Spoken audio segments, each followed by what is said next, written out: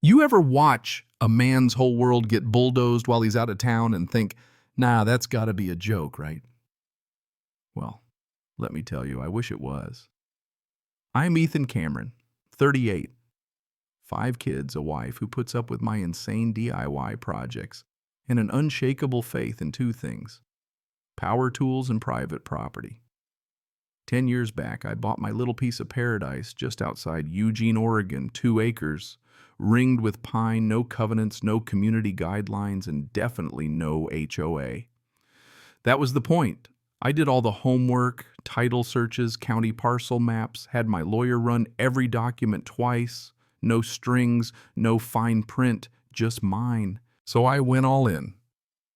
For years, it was just grass, a sturdy fence, a handful of fruit trees. But you know how it goes. Kids grow up, their dreams get bigger, and you find yourself asking, why settle for plastic swings when you can build a childhood? So I did. I spent half a spring piecing together a triple-decker treehouse that would make any grown man jealous. Rope bridges, a zip-line foam pit, the works. Then came the sunken trampoline, the water slides carved into a hill I built with a rented bobcat, and the crown jewel, a heated saltwater pool tiled by yours truly, after I'd just about worn the skin off my knees watching YouTube tutorials. You should have seen it. Backyard looked like an adventure park, laughter echoing through the trees, and all of it, every board, every light strung up, was mine. No dues, no angry emails about paint colors, no neighborly suggestions. Just us and the kind of childhood I wish I'd had. Now, I kept to myself mostly. Sure, the neighbors peeked over, sometimes asked if their kids could come play, but I had to say no liability and all that. Most folks got it, but there's always a few who don't like boundaries. Still, I figured as long as I played it straight, nobody could touch us. Last summer, we packed up to visit my wife's family in Montana, a full week off the grid. Before we left, I double-checked every lock ran. The alarm tested all the hidden cameras I'd installed in the yard. Call me paranoid, but with 5 kids in a treehouse, you want to know what's going on. I even asked Dennis, the one neighbor I trusted, to keep an eye out. First few days, everything was fine. Cameras online, alerts to my phone, nothing out of the ordinary. 5th morning, I try the app, nothing. Cameras offline. Weird, but maybe just a glitch. Didn't sweat it too much until we got home Saturday night, just as the sun was dying behind the trees. The kids were so pumped. Noah jumped out before the van stopped rolling, shouting Treehouse like it was Christmas morning. But the second their feet hit the gravel, everything went quiet. I heard my youngest scream first, then all the others, a sound I'll never forget. I sprinted around back, and for a split second, I wondered if I'd wandered onto someone else's land. My treehouse gone. Not wrecked, not vandalized, just vanished. The platforms ripped out of the cedar bolts, dangling like broken teeth. The trampoline was a shredded mess pool, drained and cracked, slides tossed, or missing pavilion collapsed, picnic table smashed to splinters. But what really sent chills down my spine, the ground was carved up by heavy machinery, tidy, methodical, like someone wanted to erase every memory of what I'd built. And screwed into my own backyard gate was a shiny little metal sign: unauthorized structures removed, Purachawa Compliance Evergreen Trails Enforcement Division. I just stared. My wife covered her mouth. My oldest started crying, hugging her brother. I felt my hands shake, anger, disbelief, all tangled up. The gate was still chained, but the lock had been sliced in two and tossed into the grass. I stormed inside, ignored the kids sobbing, made a beeline for my office, and yanked out the hard drive from the camera system. No cloud backup, just local, hidden behind a false panel I'd built myself. I pulled up the feeds. 4 days ago, there it was. A man in an orange vest cutting my lock, waving, and 8 people, all in reflective gear labeled Evergreen Trails HOA Compliance. And at the center, Karen Pendleton. Blonde, stiff as a board, barking orders like some mall cop with a vendetta. I'd seen her once complaining at a zoning meeting about a pergola 2 streets over. Didn't even live in my neighborhood. The footage was surreal, her pointing at the treehouse, a loader rumbling and grown adults yanking out beams, ripping up the slides, draining my pool, trashing everything, while she flailed her arms about non-compliant water features. No cops, no permits, no nothing, just HOA cosplay with power tools. My wife and kids watched in horror as their fairy lights were yanked down and dumped in a pile. That's when I said it, call the police. Because whatever this was, it wasn't some misunderstanding.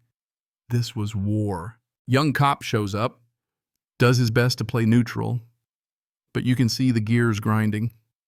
When I show him the deed, the maps, the lawyer's letter, everything proving we were never ever part of Evergreen Trails. He blinks at the placard, squints at the video, and when I play him the full footage, Karen strutting around her husband George swinging a pry bar at my kid's swing set, the cop pulls out his phone calls for backup, and pretty soon we've got a detective on scene. Guy's been around no patience for HOA drama. He takes one look, tells me straight, you're the victim of criminal trespass and unlawful destruction of property. I felt the rage drain out, replaced by a kind of cold focus. I started emailing my attorney, attaching everything, every clip, every damage, every fake document I could find. She shot back in minutes, damn right, we're suing and pressing charges. By morning, the story was all over the neighborhood. A clip of Karen mid-tantrum went viral, her shrieking about visual violations as my treehouse came down. Messages started pouring in. One neighbor shared a fake map the HOA had circulated, conveniently expanding their borders right over my property lines, all blurry fonts, mismatched, pure fraud. My lawyer built a case so thick it could choke a judge. Turns out George had personally rented the demolition equipment, signed the forms, got paid thousands for compliance removals, almost always on properties that never belonged to the HOA. Within days, police had a warrant for Karen's arrest. She was hauled out of a brunch Pearls and all screaming about civic duty. Someone filmed it, and by dinner time, she was a meme. Charges were serious: criminal trespass, destruction, conspiracy, and filing falsified documents. The board tried to throw her under the bus, but it didn't stick. Another board member, Richard turned whistleblower, handed over hundreds of emails showing a years-long plan to absorb fringe properties, demolish visual nuisances, and funnel kickbacks to board members and approved contractors, George included. And here comes the twist. When the cops finally arrested George, he turned out to be the kingpin. He'd set up a shell company, Ridgehawk Solutions, billing over $120,000 for fake compliance jobs, including a line item for off-grid play structure obstructing community view my treehouse. When that hit court, my lawyer went for the throat class action dissolution of the HOA everything. Other neighbors joined in stories about forced lawn changes, fines for shadow violations, even a doghouse that got bulldozed. The judge ordered the HOA's bank accounts frozen. What they found was a rat's nest, fake invoices, payments to nowhere, fraudulent boundary amendments that had already been rejected by the county 3 times. The hearing was a circus, reporters everywhere, ex-board members squirming. The county assessor confirmed under oath my property had never, not once, been inside Evergreen Trails. The judge dropped the hammer. Immediate receivership, the HOA stripped of power pending permanent dissolution. We were first in line for restitution. Karen broke down at the next hearing, pled guilty, confessed to everything, sentenced to 11 years, no parole for at least 6.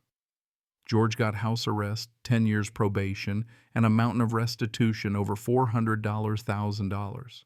The state attorney general even opened a broader investigation, citing our case as ground zero for HOA abuse.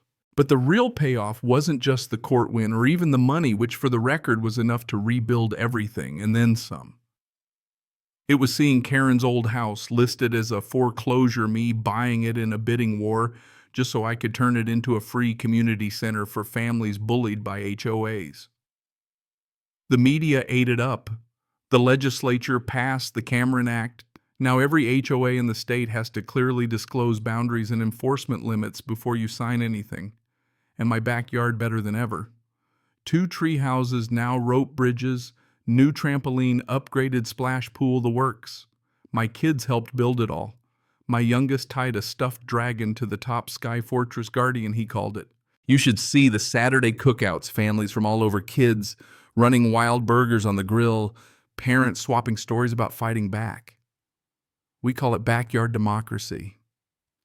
And every time I look at that rebuilt treehouse, I remember land is more than lines on a map. It's where you build memories, fight your battles, and take your stand.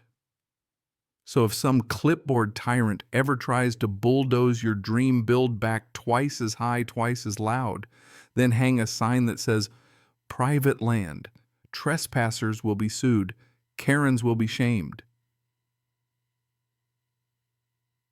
And if you've ever dealt with power-hungry HOAs or had to fight for your own little patch of earth, drop your story below. Let's get the real justice movement rolling. Who really owns your backyard anyway? You tell me.